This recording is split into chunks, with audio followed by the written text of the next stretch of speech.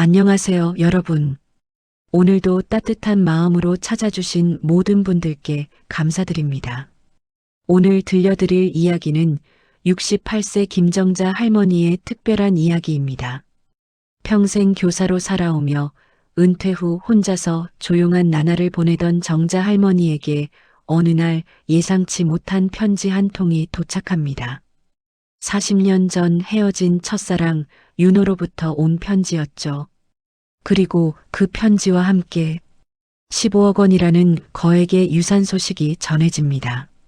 하지만 이 유산에는 특별한 조건이 있었어요. 단순히 돈을 받는 것이 아니라 40년 전 숨겨둔 진실을 밝혀야 한다는 것이었습니다. 과연 정자 할머니와 윤호 사이에는 어떤 일이 있었을까요? 그리고 이 뜻밖의 유산이 가져온 변화는 무엇일까요? 지금부터 여러분과 함께 정자 할머니의 감동적인 이야기 속으로 떠나보겠습니다. 편안한 자세로 들어주세요. 서울 강북의 오래된 아파트 단지는 새벽 6시가 되면 어김없이 첫 새벽빛을 받습니다. 30년 된 15층 건물들 사이로 스며드는 햇살이 누렇게 바랜 외벽을 따뜻하게 감쌀 때 1204호에서는 김정자가 하루를 시작하고 있었습니다. 정자는 올해 68살입니다. 곱게 묶은 머리는 언제나 깔끔하게 정돈되어 있고 수수하지만 품격 있는 옷차림을 고집합니다. 은퇴한 지 3년째 35년간 아이들을 가르쳤던 초등학교 교사였죠. 남편 성우는 5년 전 갑작스런 심장마비로 세상을 떠났고 그 이후 정자는 혼자서 이 집을 지키고 있습니다. 정자의 하루는 언제나 똑같은 패턴으로 시작됩니다. 새벽 6시 기상, 간단한 세수와 옷 갈아입기, 그리고 작은 원목 식탁에 앉아 따뜻한 둥글레차 우리기. 창밖으로 보이는 한강이 멀리 반짝이고 아직 잠에서 깨지 않은 도시가 조용히 숨을 쉬고 있을 때 정자는 이 고요한 시간을 가장 좋아합니다. 하루 중 가장 평온한 순간이거든요. 하지만 오늘따라 마음이 유난히 무거웠습니다. 어제 저녁 아들 민호에게서 온 전화가 계속 머릿속을 맴돌고 있었거든요. 엄마, 이번 주말에 갈게요. 수진이랑 같이요. 오랜만에 엄마표 잡채도 해주시고요. 평상시보다 목소리가 밝았던 민호였지만 정자는 왠지 모를 불안감을 느꼈습니다. 아들이 이렇게 먼저 연락을 해오는 일이 드물었거든요. 민호는 42살 강남에서 변호사 사무소를 운영하고 있습니다. 서울대 법대를 나와 대형 로펌에서 15년을 일한 후 독립해서 자신만의 사무소를 차렸죠. 며느리 수지는 39으로 서울대병원에서 간호사로 일하고 있습니다. 두 사람 다 각자의 분야에서 성공적인 삶을 살고 있지만 바쁘다는 핑계로 한 달에 한두 번 정도만 찾아옵니다. 그나마도 대부분 급한 일이 있을 때거나 명절 같은 특별한 날뿐이었어요. 정자는 찻잔을 입술에 가져다 대며 깊은 한숨을 내쉬었습니다. 아들이 오겠다고 하니 기쁘기도 하지만 한편으로는 또 무슨 일이 있나 싶어 불안하기도 했거든요. 요즘 민호와 수진이 찾아올 때마다 느껴지는 어떤 거리감, 형식적이고 어색한 대화들이 정자의 마음을 더욱 무겁게 만들었습니다. 손자, 손녀가 없다는 것도 아쉬웠지만 그보다는 가족 간의 정서적 거리가 점점 멀어지는 것 같아 서글펐어요. 거실 한쪽 벽면 전체를 차지하고 있는 대형 책꽂이에는 수백 권의 책들이 빼곡히 들어서 있습니다. 문학 전집부터 역사서, 철학서, 교육학 서적, 에세이까지 다양한 장르의 책들이 정자의 오랜 벗이 되어 주었죠. 교사 시절부터 모아온 소중한 장서들이었습니다. 특히 아이들과 함께 읽었던 동화책들과 교육 관련 도서들이 상당 부분을 차지하고 있었어요. 작은 오디오 시스템에서는 바흐의 골드베르크 변주곡이 잔잔히 흘러나오고 있었습니다. 정자는 클래식 음악을 들으며 책을 읽는 시간을 하루 중 가장 소중하게 여겼어요. 성우도 음악을 좋아해서 부부가 함께 콘서트를 보러 가는 것이 큰 즐거움 중 하나였습니다. 지금도 음악을 들으면 성우와 함께했던 추억들이 떠오르곤 했죠. 그런데 요즘 들어서는 책을 읽어도 집중이 잘 되지 않았습니다. 아무리 아름다운 문장들을 읽어도 마음 한구석이 텅 비어 있는 것 같았고, 감동적인 구절을 만나도 예전만큼 가슴이 뛰지 않았어요. 음악을 들어도 그저 배경음처럼 들릴 때가 많았고, 가끔은 오히려 적막함만 더 크게 느껴졌습니다. 무언가 마음 깊숙한 곳에서 공허함이 자라나고 있는 것 같았어요. 정자는 잠시 책을 내려놓고 창밖을 바라보았습니다. 아파트 단지 앞 작은 근린공원에서는 동네 할머니 할아버지들이 게이트볼을 즐기고 있었어요. 멀리서나마 들려오는 웃음소리와 활기찬 대화소리가 정자의 귓가에 닿았습니다. 정자는 가끔 그분들과 어울리고 싶다는 생각을 했지만 선뜻 나서지는 못했어요. 왠지 어색할 것 같고 대화에 끼어들기가 어려울 것 같았거든요. 남편 성우가 살아있을 때는 완전히 달랐습니다. 둘이서 저녁마다 한강 둔치를 따라 산책을 즐겼고, 아파트 관리사무소나 마트에서 만나는 이웃들과도 자연스럽게 인사를 나누었죠. 성우는 사교적인 성격이어서 동네 사람들과 쉽게 친해졌고, 정자도 덩달아 많은 이웃들과 안면을 트게 되었습니다. 때로는 이웃 부부들과 함께 식사를 하거나 여행을 가기도 했어요. 하지만 혼자가 된 후로는 점점 사람들과 멀어져 갔습니다.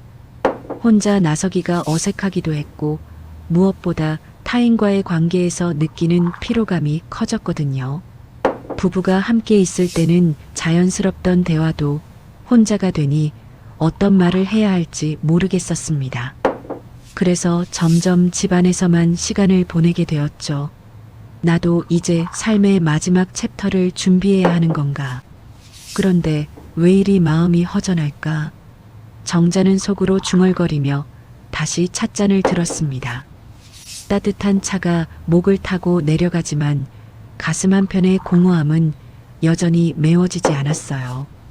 아들 가족이 있고 경제적으로도 큰 걱정이 없고 건강도 나쁘지 않은데 왜 이토록 외롭고 공허한 걸까요? 성우의 국민연금과 자신의 교직원연금, 그리고 적지 않은 예금 덕분에 생활에는 전혀 지장이 없었습니다. 벽시계가 오전 8시를 가리켰습니다. 정자는 일어나서 간단한 아침 식사 준비를 시작했어요. 혼자 먹는 식사는 언제나 간소했습니다. 통밀빵 한 조각에 딸기잼을 발라 먹고 삶은 달걀 하나, 그리고 플레인 요거트 1개, 여기에 비타민 한 알과 혈압약 하나를 함께 복용했죠. 예전에는 성우와 함께 아침 식탁에 앉아 오늘 하루 계획도 세우고 신문을 함께 읽으며 세상 돌아가는 이야기도 나누었습니다. 성우는 특히 정치면과 경제면을 꼼꼼히 읽었고, 정자는 문화면과 사회면을 주로 봤어요. 서로 흥미로운 기사를 발견하면 읽어주곤 했는데, 그런 소소한 시간들이 얼마나 소중했는지 이제야 깨닫게 되었습니다. 식사를 마친 정자는 설거지를 하며 오늘 하루 일정을 머릿속으로 정리해 보았습니다. 오전에는 집 정리와 빨래를 하고 점심 후에는 동네 도서관에 가서 새로 들어온 책들을 살펴볼 예정이었어요. 저녁에는 평소 즐겨보던 드라마 재방송을 시청하고 일찍 잠자리에 들 계획이었습니다. 별다를 것 없는 평범한 하루였지만 정자에게는 이런 규칙적인 일상이 유일한 안정감을 주는 버팀목이었습니다. 설거지를 마치고 거실로 돌아온 정자는 소파에 앉아 무릎 위에 올려둔 박완서 소설을 다시 펼쳤습니다. 작가의 따뜻하면서도 현실적인 문체가 마음에 들었지만 오늘은 유난히 글씨가 눈에 들어오지 않았습니다. 몇 줄 읽다가 다시 창밖을 바라보고 다시 책을 들여다보는 일을 반복했죠. 정자는 문득 지난밤 꾸었던 꿈을 떠올렸습니다. 젊은 시절 교단에 서서 아이들을 가르치던 모습이었어요. 아이들의 반짝이는 눈빛과 천진난만한 웃음소리가 아직도 생생했습니다. 교사였던 40년이 정자 인생에서 가장 보람차고 행복한 시간들이었는데 지금은 그 모든 것이 추억 속에만 남아 있었습니다. 시간은 천천히 흘러갔고 정자의 하루는 언제나처럼 고요하고 평온해 보였습니다. 하지만 마음 깊숙한 곳에서는 말로 표현할 수 없는 공허감과 외로움이 조용히 자리 잡고 있었어요. 이것이 정자의 일상이었습니다. 겉으로는 평온하지만 속으로는 늘 무언가 허전하고 그리운 마음을 안고 살아가는 노년의 삶이었죠. 오전 10시경 정자가 거실에서 책을 읽고 있을 때 현관문 앞에서 우편물이 투입되는 소리가 들려왔습니다. 평소보다 무거운 소리였어요. 정자는 책을 내려놓고 슬리퍼를 끌며 현관으로 향했습니다. 우편함을 열어보니 평소 봤던 광고 전단지나 관리비 고지서와는 다른 고급스러운 서류 봉투가 하나 들어 있었습니다. 크림색 두툼한 봉투에는 금색 테두리가 있었고 발신인 란에는 태평로 법무법인 정이라고 단정한 글씨로 적혀 있었어요. 정자의 이름과 주소가 컴퓨터로 인쇄된 라벨지에 정확히 기재되어 있었습니다. 정자는 봉투를 들고 거실로 돌아왔습니다. 마음이 조금 두근거렸어요. 법무법인에서 온 편지라니 무슨 일일까요? 혹시 민호와 관련된 일인가 싶기도 했지만 민호는 강남에서 사무소를 운영하고 있으니 태평로와는 관련이 없을 텐데요. 정자는 조심스럽게 봉투를 뜯었습니다. 안에는 여러 장의 서류가 들어 있었어요. 첫 번째 장에는 유산 상속 관련 통지서라는 제목이 큰 글씨로 적혀 있었습니다. 정자는 안경을 다시 한번 고쳐 쓰고 서류를 자세히 읽기 시작했어요. 피상속인 장윤호 1953년생. 정자의 손이 덜덜 떨렸습니다. 장윤호라는 이름을 본 순간 마치 시간이 거꾸로 흐르는 것 같았어요. 40년 전 기억이 파도처럼 밀려왔습니다. 26살의 정자가 처음 만난 남자, 첫사랑이었던 바로 그 사람의 이름이었거든요. 서류를 계속 읽어보니 더욱 놀라운 내용이 나왔습니다. 장윤호는 지난달 간암으로 별세했으며 유언장을 통해 정자에게 상당한 유산을 남겼다는 것이었습니다. 구체적인 금액이 적혀 있었는데 정자는 그 숫자를 보고 현기증이 날 뻔했어요. 15억 원이라는 거액이었습니다. 이럴 수가. 윤호가 나한테 왜? 정자는 중얼거리며 소파에 주저앉았습니다. 머릿속이 복잡해졌어요. 40년 전 헤어진 첫사랑이 자신에게 이런 거액을 남겼다니 도저히 믿을 수가 없었습니다. 서류에는 장윤호가 건설회사를 운영하며 성공한 사업가가 되었다고 적혀 있었어요. 정자는 서류를 다시 한번 천천히 읽어보았습니다. 상속을 받기 위해서는 며칠 내로 법무법인을 방문해서 관련 절차를 진행해야 한다고 되어 있었어요. 그리고 마지막 페이지에는 장윤호가 직접 쓴 것으로 보이는 손편지가 첨부되어 있었습니다. 정자야, 오랜만이다. 내가 이 세상을 떠날 즈음에 너에게 이런 편지를 쓰게 될 줄은 몰랐다. 지난 40년간 하루도 너를 잊은 적이 없었다. 내 인생에서 가장 소중했던 사람, 가장 사랑했던 사람이 너였다. 미안하다. 그때 너를 지켜주지 못해서, 우리의 사랑을 끝까지 책임지지 못해서 정말 미안하다. 정자의 눈에서 눈물이 흘러내렸습니다. 윤호의 글씨체는 예전과 조금 달라져 있었지만 여전히 반듯하고 정성스러웠어요. 편지를 계속 읽어보니 더욱 가슴 아픈 내용들이 나왔습니다. 나는 결혼을 했지만 행복하지 못했다. 항상 너를 그리워했고 너와 함께했던 시간들만이 내 인생의 진짜 행복이었다. 사업으로 돈을 많이 벌었지만 그 무엇도 너 없는 삶의 공허함을 채워주지는 못했다. 이 재산이라도 너에게 남겨주고 싶다. 너의 남은 인생이 편안하고 행복하기를 바란다. 정자는 편지를 읽으며 40년 전 기억을 떠올렸습니다. 26살의 정자는 시내 중심가에 있는 초등학교에서 신임 교사로 일하고 있었어요. 윤호는 근처 건설회사에서 현장 감독으로 일하던 29살의 청년이었습니다. 둘은 학교 근처 작은 찻집에서 우연히 만났고 첫눈에 서로에게 끌렸어요. 윤호는 키가 크고 듬직한 체격에 성실한 성품을 가진 남자였습니다. 정자는 그의 따뜻한 미소와 진실한 마음에 깊이 빠져들었어요. 둘은 석 달 동안 뜨겁게 사랑했습니다. 주말마다 함께 영화를 보러 가고 한강변을 걸으며 미래에 대한 꿈을 이야기하곤 했죠. 하지만 둘의 사랑은 오래가지 못했습니다. 정자의 부모님이 강하게 반대했거든요. 당시 교사라는 직업은 상당히 안정적이고 존경받는 일이었는데 건설 현장에서 일하는 남자와는 어울리지 않는다는 게 부모님 생각이었어요. 특히 정자의 어머니는 딸이 고생할 것이라며 극렬히 반대했습니다. 사회적 분위기도 좋지 않았어요. 70년대 말 여교사가 건설 현장 감독과 연애한다는 것은 주변의 시선이 곱지 않았거든요. 학교에서도 은근히 압력이 들어왔고 정자는 점점 힘들어졌습니다. 결국 정자는 윤호와 헤어지기로 결심했어요. 마지막 만남에서 윤호는 기다리겠다. 내가 더 성공해서 당당하게 너를 데려가겠다고 말했지만 정자는 마음을 굳혔습니다. 둘의 사랑이 아름다운 추억으로 남기를 원했거든요. 그 후 정자는 맞선을 통해 성호를 만났고 1년 후 결혼했습니다. 성호는 은행원이었고 가정적이고 착한 남자였어요.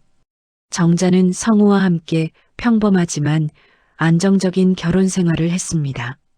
하지만 마음 한구석에는 항상 윤호에 대한 그리움이 자리 잡고 있었어요. 정자는 편지를 다시 읽으며 울었습니다. 윤호도 자신과 마찬가지로 그 시절을 잊지 못하고 살았다는 것이 안타깝기도 하고 한편으로는 위로가 되기도 했어요. 혼자가 아니었구나. 윤호도 나를 그리워하며 살았구나 하는 생각이 들었거든요. 하지만 동시에 혼란스러웠습니다. 갑자기 나타난 이 거액의 유산을 어떻게 해야 할까요? 받아야 하나, 거절해야 하나? 무엇보다 민호에게 이 일을 어떻게 설명해야 할까요? 아들이 어머니의 첫사랑 이야기를 알게 된다면 어떤 반응을 보일까요? 정자는 휴대폰을 들고 민호에게 전화를 걸어야 하나 망설였습니다. 하지만 이런 중요한 일을 혼자 결정할 수는 없을 것 같았어요. 무엇보다 법적인 문제가 관련되어 있으니 변호사인 아들의 조언이 필요했습니다. 정자는 떨리는 손으로 민호의 번호를 눌렀습니다. 벨이 몇 번 울린 후 민호의 목소리가 들려왔어요. 엄마, 무슨 일이세요? 민호야, 엄마한테 이상한 편지가 왔는데. 너 지금 바쁘니? 아니요, 괜찮아요. 무슨 편지요? 정자는 잠시 말을 멈췄습니다. 어디서부터 설명해야 할지 막막했거든요. 30년 전 첫사랑 이야기부터 시작해야 하나, 아니면 유산 상속부터 말해야 하나? 그게 법무법인에서 온 건데 유산 상속 관련해서. 전화기 너머로 민호가 놀라는 기색이 느껴졌습니다. 민호는 어머니로부터 전화를 받고 즉시 사무실을 나섰습니다. 유산 상속이라는 말에 가슴이 두근거렸거든요. 강남에서 강북까지 차로 40분 거리였지만 오늘따라 길이 더욱 멀게 느껴졌어요. 민호의 머릿속은 복잡했습니다. 어머니가 전화로 대충 설명한 내용만으로는 상황을 정확히 파악하기 어려웠거든요. 장윤호라는 이름도 처음 들어보는 것 같았고 15억이라는 거액도 믿기지 않았습니다. 무엇보다 어머니의 첫사랑이라는 말이 가장 충격적이었어요. 민호에게 어머니는 언제나 완벽한 여성이었습니다. 교사로서 존경받았고 아내로서도 아버지를 잘 내조했으며 어머니로서도 흠잡을 데 없었거든요. 그런 어머니에게 아버지 외에 다른 남자가 있었다는 것은 상상해 본 적이 없는 일이었습니다. 아파트에 도착한 민호는 엘리베이터를 타고 12층으로 올라갔습니다. 어머니가 문을 열어주었는데 평소와 달리 얼굴이 창백해 보였어요. 눈이 조금 부어 있는 것으로 보아 운 것 같았습니다. 엄마, 괜찮으세요? 민호는 어머니를 안쪽으로 모시고 거실 소파에 앉았습니다. 정자는 테이블 위에 놓인 서류들을 민호에게 건네주었어요. 이걸 좀 봐라, 민호야. 민호는 서류를 하나씩 꼼꼼히 살펴보았습니다. 법무법인에서 발송한 공식적인 통지서였고 유산 상속에 관한 모든 절차가 합법적으로 진행되고 있음을 확인할 수 있었어요. 장윤호의 인적사항, 사업체 현황, 재산 규모까지 상세히 기록되어 있었습니다. 엄마, 이 장윤호라는 분이 정말 엄마의 첫사랑이었던 거예요? 정자는 고개를 끄덕였습니다. 민호는 잠시 말을 잇지 못했어요. 42년 살면서 처음 듣는 이야기였거든요. 그럼 아버지랑 결혼하기 전에 만나셨던 분이신 거네요? 응, 26살 때였어. 내 아버지 만나기 1년 전쯤에. 민호는 복잡한 감정에 휩싸였습니다. 어머니의 과거에 대해 알지 못했던 부분이 이렇게 갑자기 드러나니 당황스러웠어요. 동시에 궁금한 것도 많았습니다. 그런데 왜 갑자기 엄마한테 이런 유산을 남기신 걸까요? 30년이나 연락이 없었는데. 정자는 장윤호의 편지를 민호에게 보여주었습니다. 민호는 편지를 읽으며 점점 표정이 굳어졌어요. 편지 내용이 단순한 옛 연인 사이의 그리움을 넘어서는 것 같았거든요. 엄마, 혹시 이분이 제 친부일 가능성은 없는 건가요? 정자는 깜짝 놀라며 민호를 바라보았습니다. 민호야, 무슨 소리니? 내 아버지는 성호야. 내가 태어나기 전에 윤호와는 이미 완전히 끝난 사이였어. 하지만 민호의 의심은 쉽게 가라앉지 않았습니다. 15억이라는 거액을 혈연관계도 없는 옛 연인에게 남긴다는 것이 상식적으로 이해가 되지 않았거든요. 더군다나 장윤호에게는 아내와 자식이 있었다고 서류에 나와 있었는데 그런 상황에서 다른 여자에게 이런 유산을 남겼다는 것은 뭔가 숨겨진 사연이 있을 것 같았어요. 엄마, 정말 확실하세요? 혹시 그때 임신하셨던 적은 없고요? 민호야, 엄마가 거짓말할 이유가 있겠니? 내 아버지와 결혼한 후에 너를 임신한 거야. 정자의 목소리에는 단호함이 들어있었지만 민호는 여전히 의심스러웠습니다. 변호사로서 오랫동안 일하면서 터득한 직감이었어요. 뭔가 숨겨진 진실이 있을 것 같았거든요. 그때 현관 초인종이 울렸습니다. 수진이 도착한 것 같았어요. 정자가 문을 열어주니 수진이 들어왔습니다. 어머니, 안녕하세요. 민호 오빠가 급하게 나간다고 해서 뭔 일인가 했어요. 수진은 간호사답게 세심한 성격을 가진 여성이었습니다. 시어머니를 잘 모시려고 노력하는 편이었지만 때로는 현실적인 면을 드러내기도 했어요. 민호가 상황을 간단히 설명해 주자 수진의 눈이 반짝였습니다. 15억이요? 정말이에요? 수진의 목소리에는 감추기 어려운 흥분이 섞여 있었어요. 민호와 수진은 최근 몇 년간 경제적으로 어려움을 겪고 있었거든요. 민호의 법무사무소는 경쟁이 치열해져서 수익이 예전만 못했고 수진이 다니는 병원도 구조조정으로 인해 불안한 상황이었습니다. 게다가 강남 아파트 대출금도 상당했고 아이가 없어서 노후에 대한 걱정도 컸어요. 그런 상황에서 갑자기 나타난 15억이라는 거액은 모든 문제를 해결해 줄 수 있는 금액이었습니다. 어머니, 그럼 이 돈으로 대출도 갚고 더 좋은 아파트로 이사도 갈 수 있겠어요. 제가 요양병원 차리는 것도 꿈이 아니네요. 수지는 벌써 머릿속으로 돈을 어떻게 쓸지 계획을 세우고 있었어요. 하지만 정자는 불편한 표정을 지었습니다. 수진아, 아직 받을지 말지도 정하지 않았어. 어머니, 무슨 말씀이세요? 법적으로 정당한 상속인데 왜 받지 않으세요? 수지는 이해할 수 없다는 표정이었어요. 하지만 정자에게는 단순히 돈의 문제가 아니었습니다. 윤호와의 과거, 그리고 성호에 대한 미안함, 여러 가지 복잡한 감정들이 얽혀 있었거든요.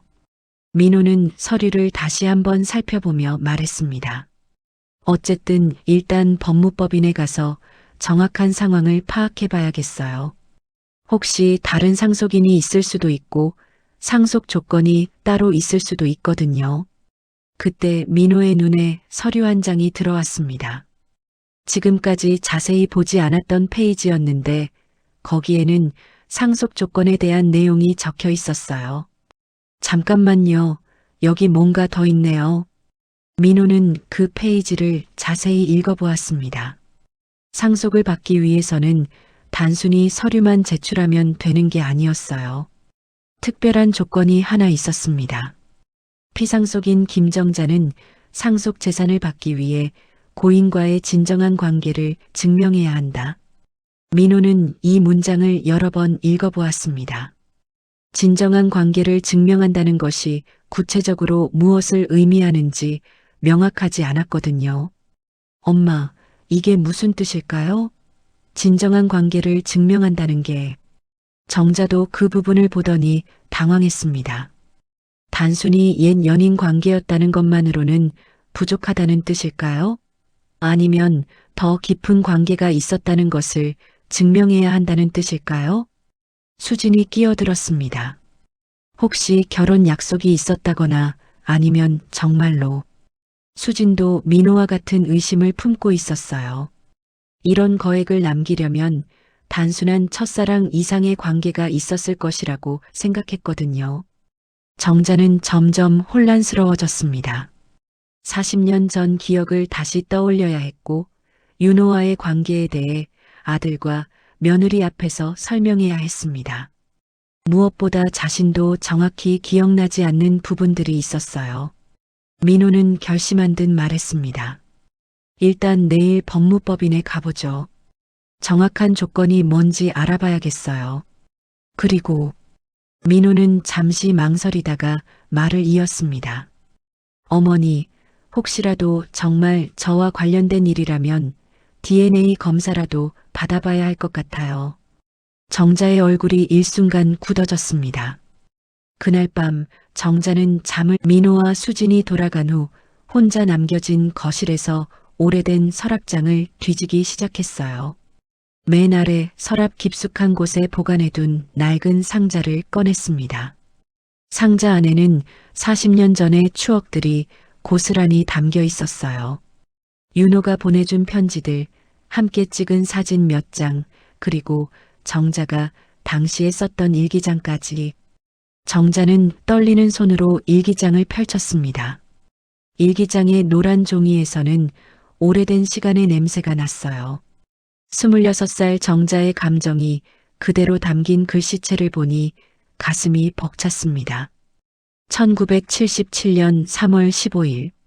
오늘 윤호를 처음 만났다. 학교 앞 다방에서 우연히 마주쳤는데 그의 눈빛이 참 따뜻했다. 키가 크고 어깨가 넓어서 믿음직해 보였다. 정자는 그때를 떠올리며 미소를 지었습니다.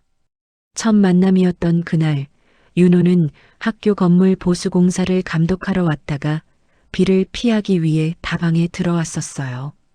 정자도 수업을 마치고 따뜻한 차 한 잔을 마시려고 그 다방에 있었죠. 1977년 4월 20일, 윤호와 한강변을 걸었다. 벚꽃이 흩날리는 길을 함께 걸으니 마치 꿈 같았다. 그가 내 손을 잡았을 때 가슴이 두근거려서 어쩔 줄 몰랐다.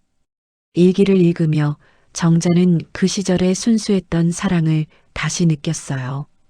윤호와 보낸 석 달은 정자의 인생에서 가장 행복한 시간이었습니다. 하지만 일기장 뒤쪽으로 갈수록 내용이 달라졌어요. 1977년 6월 10일 어머니가 윤호와의 관계를 알고 크게 화를 내셨다. 건설 현장 일을 하는 남자와는 어울릴 수 없다고 하신다. 아버지도 마찬가지 생각이신 것 같다. 1977년 6월 25일 학교에서도 눈치를 주기 시작했다. 교감 선생님이 은근히 압력을 넣으신다. 여교사가 그런 남자와 사귀면 안 된다고. 정자는 당시의 아픔을 다시 느꼈습니다. 사회적 편견과 부모의 반대 속에서 사랑을 지켜내기에는 너무 어렸던 것 같아요. 그때 일기장 한 페이지에서 정자의 손이 멈췄습니다. 1977년 7월 3일 몸이 이상하다. 생리가 늦어지고 있다. 설마 아니겠지. 너무 걱정이 된다.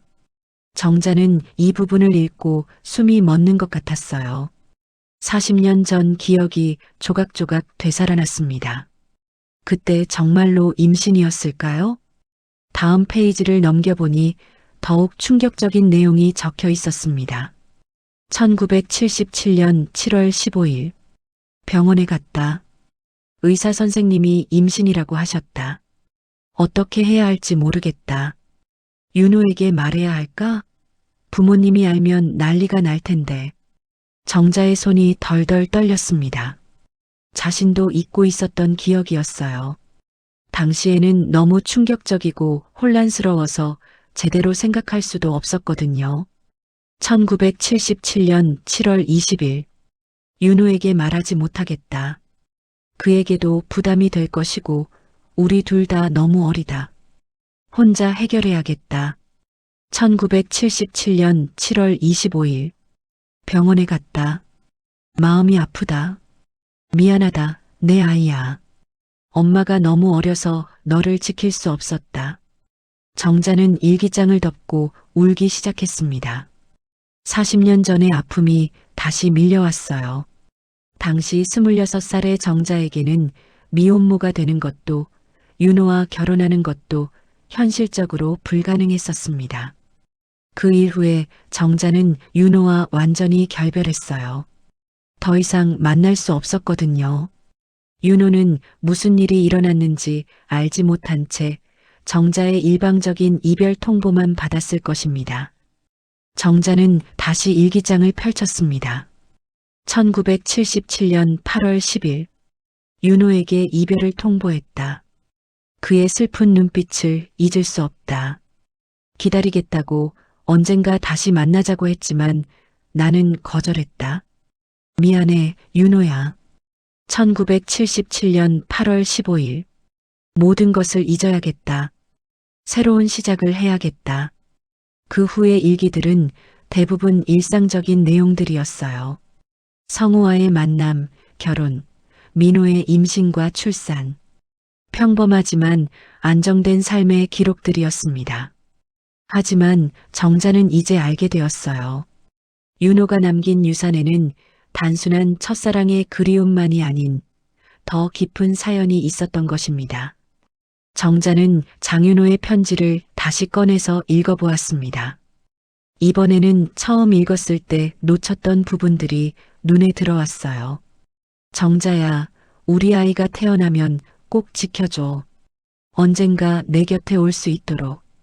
이 문장이 정자의 가슴을 파고들었습니다. 윤호는 알고 있었던 것일까요? 정자가 임신했었다는 것을, 그리고 혼자서 그 모든 것을 감당했다는 것을. 편지의 다른 부분도 다시 읽어보니 의미가 달라져 보였어요. 너 없는 30년이 얼마나 고통스러웠는지 모른다. 내가 더 용기 있었다면, 더 강했다면 너를 지킬 수 있었을 텐데. 윤호도 그 시절의 일을 후회하고 있었던 것 같았어요. 어쩌면 나중에라도 진실을 알게 되었을지도 모르겠다는 생각이 들었습니다. 정자는 밤새 과거의 기억들과 씨름했어요. 민호의 의심이 틀린 것은 아니었습니다. 정말로 숨겨진 진실이 있었거든요. 다만 민호가 생각하는 것과는 다른 진실이었지만요. 새벽이 되어서야 정자는 결심을 굳혔습니다. 법무법인에 가서 윤호의 진짜 의도가 무엇인지 알아봐야겠다고 생각했어요. 그리고 필요하다면 40년 전의 진실을 밝혀야겠다고 마음먹었습니다. 하지만 민호에게 어떻게 이 모든 것을 설명해야 할지는 여전히 막막했어요. 아들이 자신의 이복 형제가 있었다는 것을, 그리고 어머니가 그 아이를 지키지 못했다는 것을 알게 된다면 어떤 반응을 보일까요? 정자는 창밖을 바라보며 깊은 한숨을 내쉬었습니다. 평생 묻어두려고 했던 과거가 이렇게 갑자기 되살아날 줄은 몰랐어요. 동시에 윤호에 대한 그리움도 다시 커졌습니다. 이제는 영원히 만날 수 없는 사람이 되었지만 그가 마지막까지 자신을 생각해 주었다는 것이 슬프기도 하고 고맙기도 했습니다. 정자는 오래된 사진 한 장을 꺼내서 바라보았습니다. 윤호와 함께 찍은 유일한 사진이었어요. 한강변에서 찍은 흑백 사진으로 두 사람 다 환하게 웃고 있었습니다. 26살의 정자와 29살의 윤호. 그들은 그때 이런 미래가 올 줄 몰랐겠죠. 해가 뜨기 시작했습니다. 정자는 일기장과 편지들을 다시 상자에 넣고 서랍 깊숙이 보관했어요. 오늘 법무법인에 가서 모든 것을 명확히 해야겠다고 다시 한번 다짐했습니다. 그리고 무엇보다 중요한 것은 윤호의 진짜 의도가 무엇이었는지 알아내는 것이었어요. 단순히 옛 연인에 대한 그리움 때문이었을까요? 아니면 정말로 40년 전의 아이와 관련된 것이었을까요? 정자는 마음을 다잡고 하루를 준비하기 시작했습니다. 법무법인 정의는 태평로 한복판에 위치한 30층 높이의 현대식 빌딩 25층에 자리하고 있었습니다. 정자와 민호, 수지는 오전 10시에 약속을 잡고 함께 찾아갔어요. 정자는 어젯밤 거의 잠을 못 이뤘지만 최대한 단정한 모습을 유지하려고 노력했습니다. 리셉션에서 안내를 받아 회의실로 들어가니 50대 중반으로 보이는 변호사가 기다리고 있었어요. 김성민 변호사는 온화한 인상에 정중한 태도를 보였습니다. 안녕하십니까? 장윤호 고인의 유언 집행을 담당하고 있는 김성민 변호사입니다. 인사를 나눈 후 김 변호사는 두툼한 파일을 꺼내 놓았습니다. 먼저 고인과의 관계에 대해 여쭤보겠습니다. 김정자 선생님께서는 고인과 어떤 사이셨나요? 정자는 잠시 망설이다가 대답했습니다. 40년 전의 연인 관계였습니다. 김 변호사는 고개를 끄덕이며 메모를 했어요. 고인께서 남기신 유언장에 따르면 김정자 선생님께 전체 재산의 70%를 상속하도록 되어 있습니다. 대략 15억 원 정도의 가치입니다. 수진의 눈이 반짝였지만 김 변호사의 다음 말에 표정이 굳어졌어요. 다만 상속에는 특별한 조건이 있습니다. 고인께서 직접 명시하신 조건인데 김 변호사는 파일에서 한 장의 서류를 꺼냈습니다. 고인과 김정자 선생님 사이에 태어난 아이에 대한 진실을 밝혀야 합니다. 그 아이가 현재 어떻게 되었는지, 그리고 그 아이의 행복을 위해 이 유산이 사용되어야 한다는 것이 고인의 의지입니다. 회의실이 순간 조용해졌습니다. 민호는 어머니를 바라보며 물었어요. 엄마, 이게 무슨 말이에요? 정자는 얼굴이 창백해졌습니다. 윤호가 정말로 알고 있었던 것 같았어요. 김 변호사가 계속 설명했습니다. 고인께서 남기신 별도의 편지가 있습니다. 김정자 선생님만 보실 수 있는 편지입니다. 김 변호사는 봉인된 편지 봉투를 정자에게 건네주었어요. 정자는 떨리는 손으로 편지를 받았습니다. 여기서 읽어보셔도 되고 아니면 따로 시간을 갖고 읽어보신 후 다시 오셔도 됩니다. 정자는 잠시 고민하다가 편지 봉투를 열었습니다. 민호와 수진이 지켜보는 가운데 편지를 읽기 시작했어요. 정자야, 이 편지를 읽고 있다면 내가 법무법인까지 왔다는 뜻이겠구나. 나는 오래전부터 알고 있었다. 내가 내 아이를 임신했었다는 것을, 그리고 혼자서 모든 것을 감당했다는 것을 말이야. 정자의 눈에서 눈물이 흘러내렸습니다. 너를 떠나보낸 지 5년 후 우연히 그때 내가 다니던 병원 간호사를 만났다. 그 간호사가 내 이야기를 해주었어. 얼마나 힘들어했는지, 얼마나 혼자서 고민했는지, 그때 내가 얼마나 바보였는지 깨달았다. 편지를 읽으며 정자는 계속 울었어요. 미안하다, 정자야. 내가 더 용기 있었다면, 더 책임감 있었다면 너와 우리 아이를 지킬 수 있었을 텐데. 40년 동안 그 죄책감 속에서 살았다. 민호는 어머니의 모습을 보며 충격에 빠졌습니다. 엄마, 정말인가요? 정말 그런 일이 있었던 건가요? 정자는 고개를 끄덕였습니다. 미안해, 민호야. 너에게 말하지 못했어. 수진도 당황했지만 곧 현실적인 질문을 했어요. 그럼 그 아이는 지금 어떻게 된 건가요? 정자는 목이 메어 말을 할 수 없었습니다.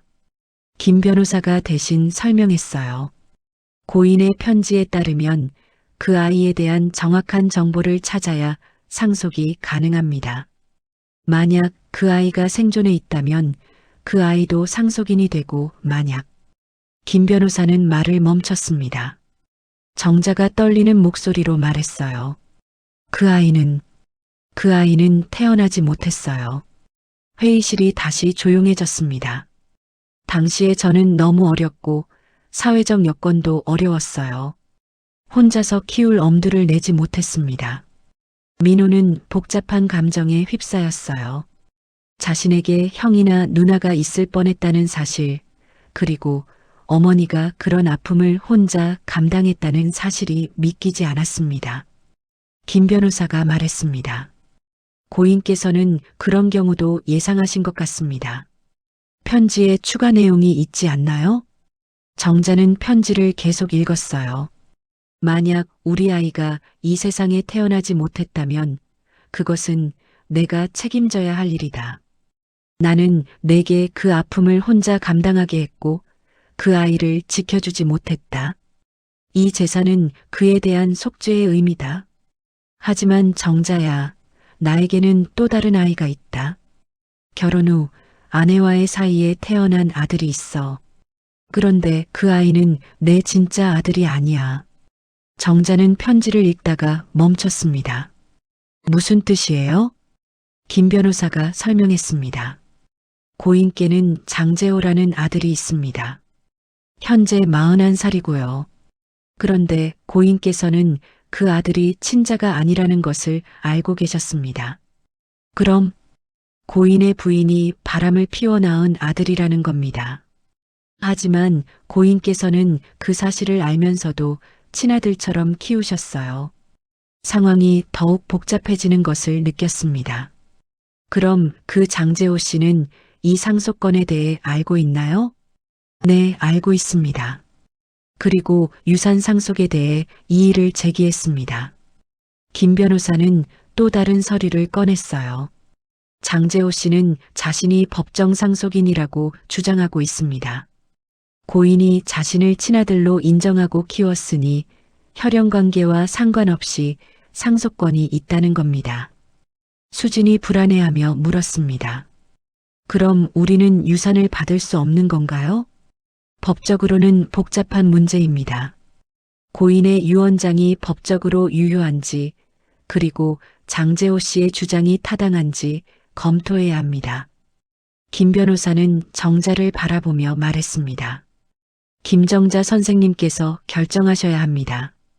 이 유산을 받기 위해 법적 다툼을 할 것인지 아니면 포기할 것인지요. 정자는 혼란스러웠습니다. 윤호의 마지막 뜻을 받아들여야 하는 건지 아니면 이 모든 것을 정리하고 평온한 일상으로 돌아가야 하는 건지 알 수 없었어요. 그때 김 변호사가 마지막으로 말했습니다. 참고로 장재호 씨가 내일 이곳에 오기로 했습니다. 직접 만나보시겠습니까? 민호가 대답했습니다. 네, 만나보겠습니다. 상황을 정확히 파악해야겠어요. 정자는 고개를 끄덕였지만 마음은 더욱 무거워졌습니다. 내일 만나게 될 장재호는 어떤 사람일까요? 그리고 이 모든 상황이 어떻게 해결될 수 있을까요?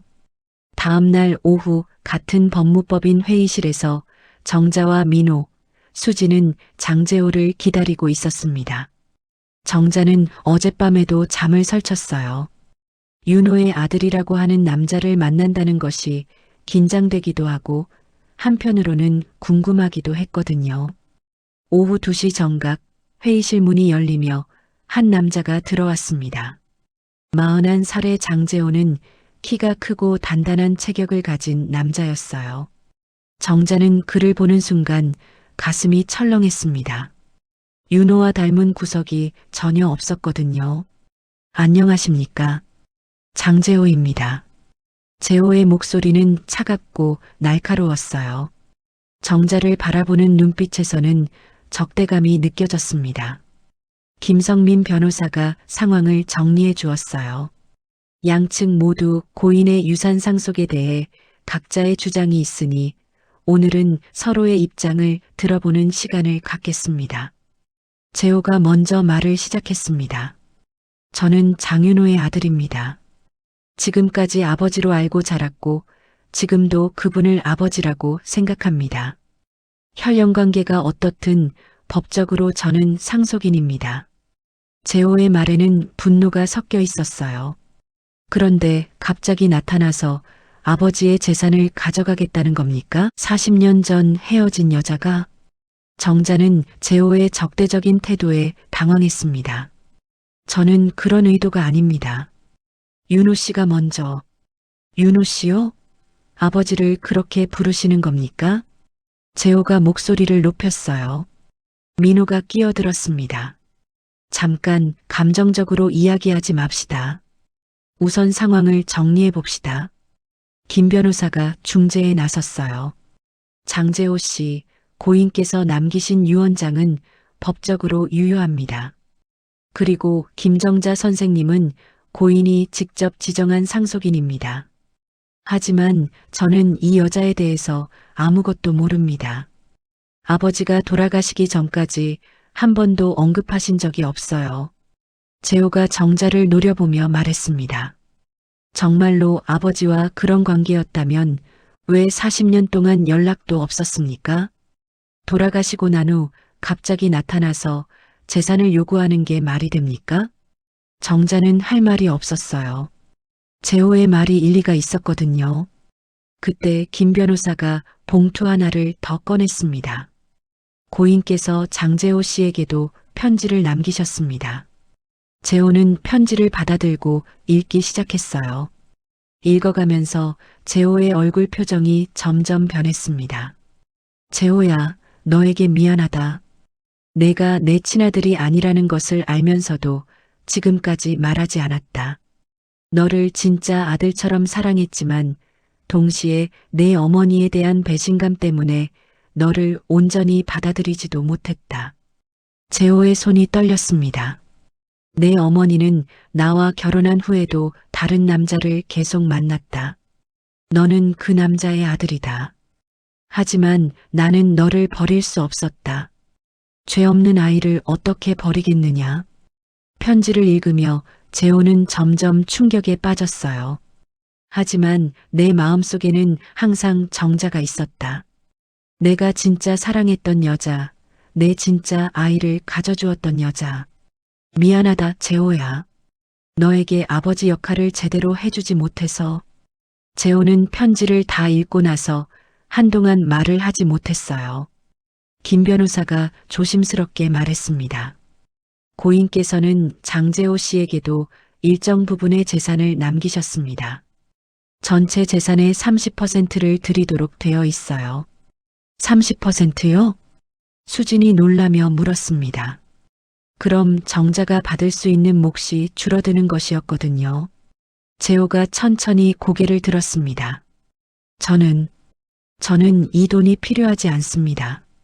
모두가 재호를 바라보았어요. 제가 원했던 것은 돈이 아니라 아버지의 인정이었습니다. 진짜 아들로 인정받고 싶었어요. 하지만 이 편지를 읽고 나니 아버지의 마음을 이해하게 되었습니다. 재호가 정자를 바라보며 말했습니다. 아버지가 정말 사랑했던 분이시군요. 정자도 재호를 바라보며 대답했습니다. 재호 씨, 윤호는 분명히 당신을 사랑했을 겁니다. 혈연 관계가 없어도 그동안 키웠다는 것 자체가 사랑의 증거예요. 하지만 저는 아버지에게 부담이었던 거네요. 재호의 목소리에는 슬픔이 묻어 있었어요. 민호가 말했습니다. 그렇지 않습니다. 편지를 보니 고인은 당신을 진심으로 아꼈던 것 같아요. 다만 복잡한 감정 때문에 표현을 제대로 하지 못하신 것 같고요. 김 변호사가 현실적인 이야기를 꺼냈습니다. 어쨌든 유 원장에 따르면 재산 분할은 명확합니다. 다만 양측이 합의한다면 다르게 분할할 수도 있습니다. 재호가 결심한 듯 말했습니다.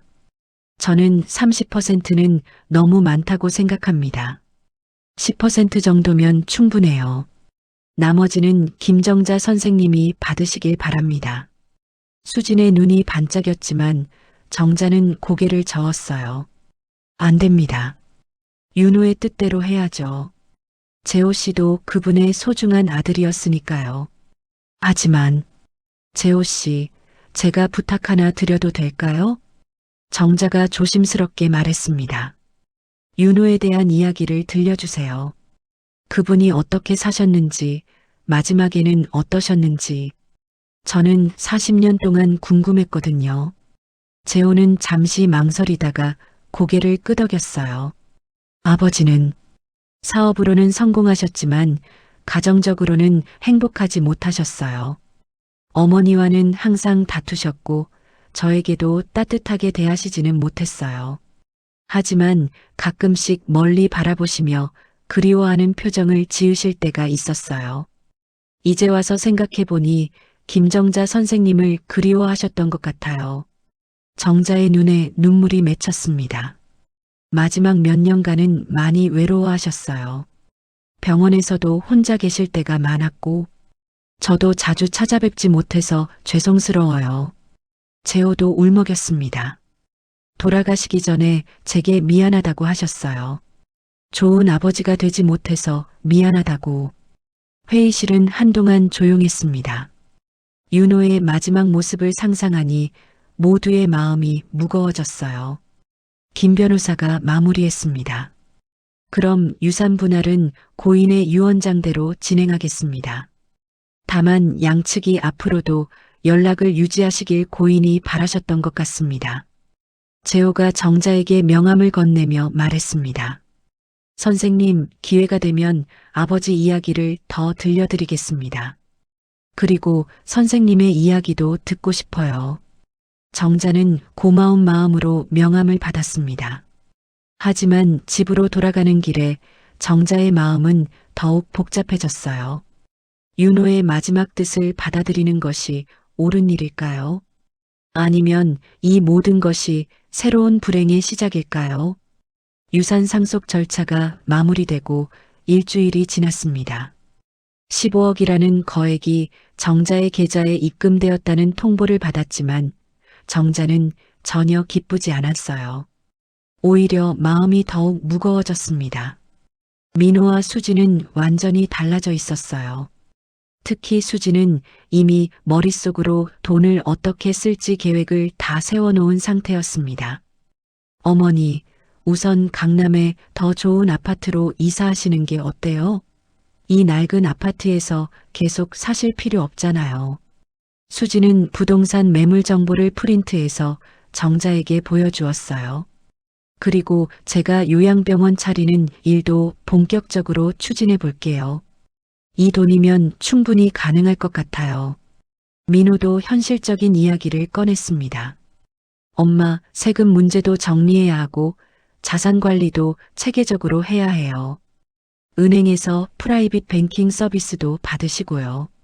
하지만 정자는 이런 이야기들이 귀에 들어오지 않았어요. 오히려 거부감만 들었습니다. 민호야, 수진아, 잠깐 기다려봐라.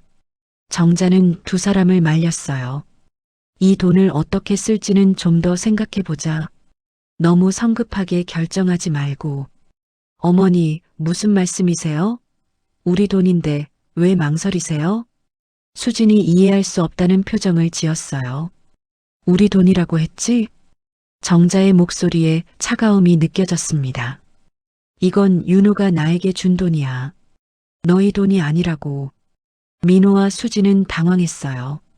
지금까지 당연히 가족 공동의 재산이라고 생각했거든요. 엄마, 그게 무슨... 민호야, 너는 내가 이 돈 때문에 행복해 보이니? 정자가 아들을 똑바로 바라보며 물었어요. 민호는 대답하지 못했습니다. 사실 어머니가 요즘 더욱 우울해 보인다는 것을 느끼고 있었거든요. 엄마, 그럼 이 돈을 어떻게 하시려고요? 모르겠다. 정말 모르겠어. 정자는 솔직하게 대답했어요. 이 돈을 받는 게 옳은 일인지, 윤호의 마지막 뜻을 받아들이는 게 맞는 일인지 확신이 서지 않아. 그때 정자의 휴대폰이 울렸습니다. 장재호에게서 온 전화였어요. 선생님, 안녕하세요. 혹시 시간 되시면 만나서 이야기 좀 나눌 수 있을까요? 무슨 일이세요? 아버지 유품을 정리하다가 선생님께 드려야 할 것이 있어서요. 정자는 민호와 수진을 바라본 후 대답했습니다. 네, 만나봅시다. 다음 날 오후 정자는 재호와 시내의 조용한 카페에서 만났습니다. 재호는 작은 상자 하나를 가져왔어요. 아버지 방에서 이걸 찾았습니다. 상자 안에는 오래된 사진들과 편지 몇 통, 그리고 작은 다이어리가 들어 있었어요. 모두 선생님과 관련된 것들인 것 같아요.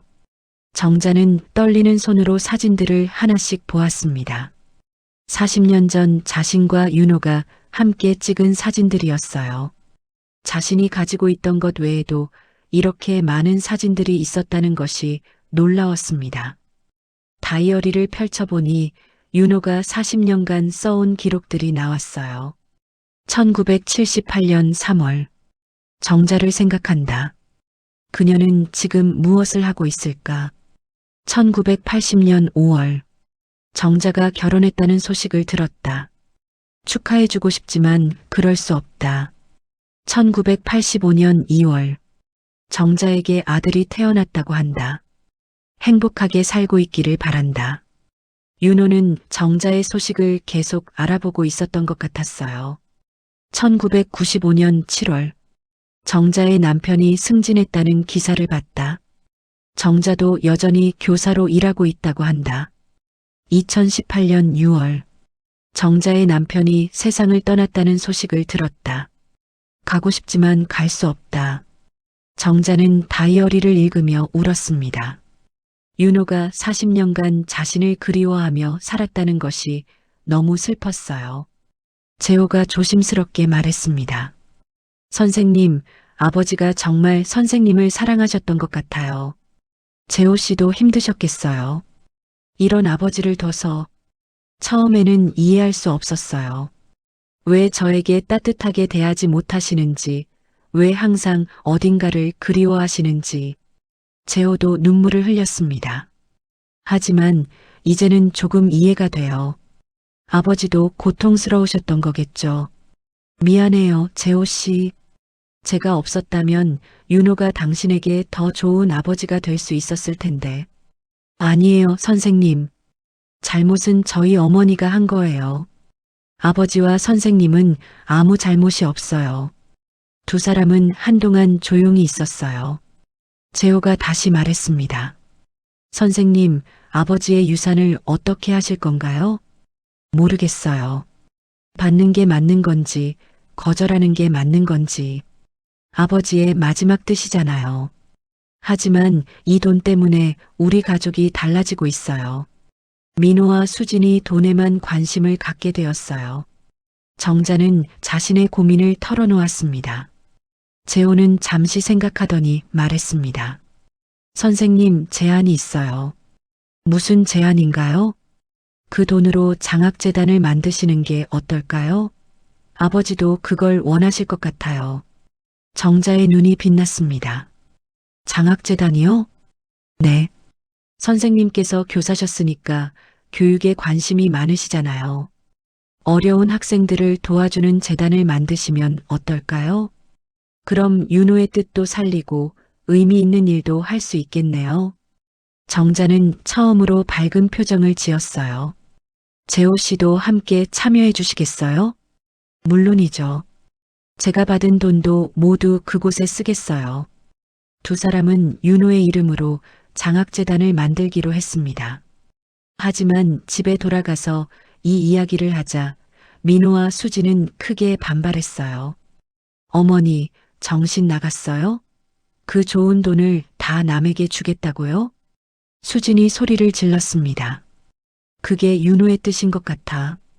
윤호, 죽은 사람 이야기만 하시네요. 살아있는 가족은 생각 안 하시고요. 수진아, 말 조심해라. 민호가 아내를 말렸지만 수진은 멈추지 않았어요. 어머니, 현실을 보세요. 우리도 돈이 필요하다고요. 정자는 수진의 모습을 보며 실망했습니다. 이것이 돈이 가져다 주는 변화였어요. 알겠다. 내 맘대로 하겠다. 정자는 단호하게 말했습니다. 그날 밤 정자는 혼자 앉아 결심을 굳혔습니다. 윤호의 유산으로 장학재단을 만들어서 어려운 학생들을 도우겠다고. 그것이 윤호가 진짜 원했던 일이고 자신이 해야 할 일이라고 생각했거든요. 한 달 후 서울시 교육청에서 윤호장학재단 설립 허가가 났습니다. 정자는 유산의 대부분을 재단에 기부했고 장재호도 약속대로 자신의 몫을 모두 내놓았어요. 총 12억 원의 기금으로 시작하는 장학재단이었습니다. 재단의 첫 번째 일은 어려운 환경의 학생들에게 장학금을 지급하는 것이었어요. 특히 한부모 가정이나 조성가정의 아이들, 그리고 경제적 어려움 때문에 학업을 포기할 위기에 있는 학생들을 우선적으로 도왔습니다. 정자는 재단 이사장을 맡아 직접 학생들을 만나며 상담을 해주었어요. 35년간 교사로 일했던 경험이 큰 도움이 되었습니다. 할머니, 정말 저한테 장학금을 주시는 거예요? 15살 중학생 김미영이 눈물을 글썽이며 물었어요.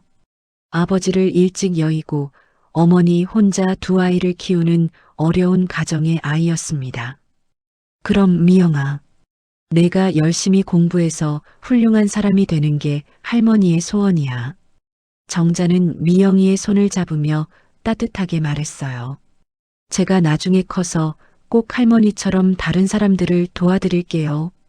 미영이의 말에 정자의 가슴이 뜨거워졌습니다. 이런 순간들이 정자에게는 그 어떤 돈보다 값진 것이었어요. 재단 사무실에서 정자와 함께 일하는 장재호도 점점 밝아졌습니다. 처음에는 어색했지만 함께 일하면서 서로를 이해하게 되었거든요. 선생님, 오늘 또 5명의 학생이 장학금을 신청했어요. 그래요? 어떤 아이들이죠? 모두 형편이 어려운 아이들이에요. 특히 한 아이는 조선가정인데 할머니가 치매 초기 증상이 있으셔서. 재호는 학생들의 사정을 하나하나 자세히 설명해 주었어요. 그의 모습에서 윤호의 따뜻한 마음을 느낄 수 있었습니다. 재호 씨, 아버지가 이 모습을 보신다면 정말 자랑스러워 하실 거예요. 선생님 덕분에 제가 의미 있는 일을 할 수 있게 되었어요. 감사합니다. 두 사람은 윤호의 뜻을 이어받아 더 많은 학생들을 도우려고 노력했습니다. 한편 민호와 수지는 처음에는 어머니의 결정을 이해하지 못했어요. 특히 수지는 몇 달간 정자와 말도 제대로 하지 않았습니다. 민호 오빠, 어머니 정말 이상해요. 그 좋은 돈을 왜 다 남에게 줘버리는 거예요?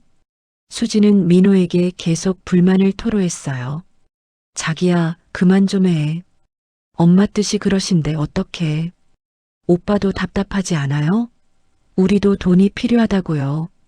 하지만 시간이 지나면서 민호는 어머니의 변화를 느꼈습니다. 유산을 받았을 때보다 재단 일을 시작한 후에 어머니가 훨씬 생기 있고 행복해 보였거든요. 수진아, 엄마 좀 봐. 요즘 정말 달라지셨어. 뭐가 달라졌다는 거예요? 표정이 밝아지셨어. 예전에 혼자 계실 때는 항상 우울해 보이셨는데 지금은 정말 활기차시잖아. 민호의 말을 듣고 수진도 시어머니를 자세히 관찰해 보았어요. 정말로 정자는 달라져 있었습니다.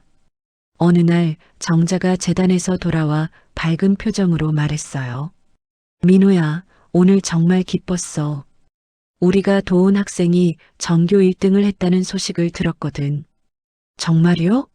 어떤 학생이에요? 작년에 아버지를 잃고 많이 힘들어했던 고등학생이야. 그 아이가 오늘 찾아와서 고맙다고 인사하더라고. 정자의 눈이 반짝였어요. 그 아이가 나중에 의사가 되어서 어려운 사람들을 도와주고 싶다고 하더라. 얼마나 대견한지. 민호는 어머니의 모습을 보며 깨달았습니다. 돈으로는 살 수 없는 행복이 있다는 것을, 그리고 어머니가 진짜 원하는 것이 무엇인지를 말이에요. 수진도 점차 마음을 열기 시작했어요. 어느 날 정자를 도와 재단 일을 거들어 보았는데 학생들의 고마워하는 모습을 보며 마음이 움직였거든요. 어머니, 제가 간호사 일 경험을 살려서 건강 상담도 해드릴 수 있을 것 같아요. 정말 고마워, 수진아. 정자는 며느리가 마음을 돌린 것이 기뻤어요. 1년이 지나자 윤호장학재단은 지역에서 유명해졌습니다. 많은 기업들이 후원금을 보내왔고 자원봉사자들도 늘어났어요. 정자가 도운 학생들도 100명이 넘었습니다. 어느 봄날 저녁 정자는 아파트 베란다에서 석양을 바라보고 있었어요. 한강이 붉게 물들어 있었고 따뜻한 바람이 불어왔습니다. 윤호야, 고마워. 정자는 하늘을 바라보며 속삭였어요. 내가 준 선물 덕분에 내 인생의 마지막 장이 이렇게 아름다워졌어. 혼자라고 생각했는데 이렇게 많은 아이들과 함께하게 되었네. 바람이 정자의 머리칼을 부드럽게 흔들었습니다. 우리 아이도 하늘에서 기뻐하고 있겠지? 엄마가 이렇게 좋은 일을 하고 있다고. 정자의 얼굴에는 평온한 미소가 떠올랐어요. 그때 현관문이 열리는 소리가 들렸습니다. 엄마 왔어요. 민호의 목소리였어요. 수진과 함께 재단 일을 거들어주러 온 것 같았습니다. 어머니, 오늘도 수고 많으셨어요. 저녁은 제가 준비할게요. 수진도 예전과는 완전히 달라진 모습이었어요. 정자는 거실로 돌아가 가족들과 함께 앉았습니다. 예전에는 형식적이고 어색했던 대화들이 이제는 자연스럽고 따뜻해졌어요. 엄마, 내일 재단에서 장학금 전달식 있죠? 응, 이번에는 대학생들도 몇 명 포함되어 있어. 제가 사회를 봐드릴게요. 병원 일정도 조정했어요. 수진이 적극적으로 나서는 모습을 보며 정자는 흐뭇했습니다. 밤이 깊어가자 민호와 수진은 집으로 돌아갔어요. 혼자 남은 정자는 윤호의 사진을 꺼내서 바라보았습니다. 윤호야, 우리 모두 행복해졌어. 재호도, 민호도, 수진이도, 그리고 나도. 정자는 사진에 입맞춤을 하고 소중히 보관했어요. 창밖으로는 도시의 불빛들이 반짝이고 있었습니다. 정자는 내일 또 만나게 될 학생들을 생각하며 미소를 지었어요. 비로소 내 황혼이 빛을 찾았구나. 이제라도 진실을 말할 수 있어 다행이야. 그리고 이렇게 의미 있는 일을 할 수 있게 되어 정말 감사해. 정자는 마음속으로 윤호에게 말했습니다. 40년간 묻어두었던 사랑이 이런 아름다운 결실을 맺게 되었다는 것이 신기하기도 하고 고맙기도 했어요. 밤하늘의 별들이 정자를 내려다보고 있었습니다. 정자의 새로운 인생이 이제 막 시작되고 있었어요. 혼자가 아닌 많은 사람들과 함께하는 따뜻하고 의미 있는 삶이었습니다. 정자는 깊이 잠들었고 그날 밤 꿈속에서 윤호를 만났습니다. 윤호는 환하게 웃으며 말했어요. 고마워, 정자야. 내가 내 마지막 소원을 이루어줘서 정말 고마워. 꿈속에서도 정자는 행복했습니다. 오늘 이야기가 전해드린 건 단순한 추억이 아니라 누구나 가슴속에 품고 있는 사랑과 그리움이었습니다. 때로는 아픈 기억도 시간이 흐르면 우리 삶을 더 단단하게 만드는 선물이 되지요. 오늘 하루도 따뜻한 기억 하나 품으시길 바랍니다. 함께 해주셔서 고맙습니다. 오늘 이야기가 마음에 닿았다면 구독과 좋아요로 함께 나눠주세요. 다음 이야기도 따뜻한 마음으로 찾아뵙겠습니다.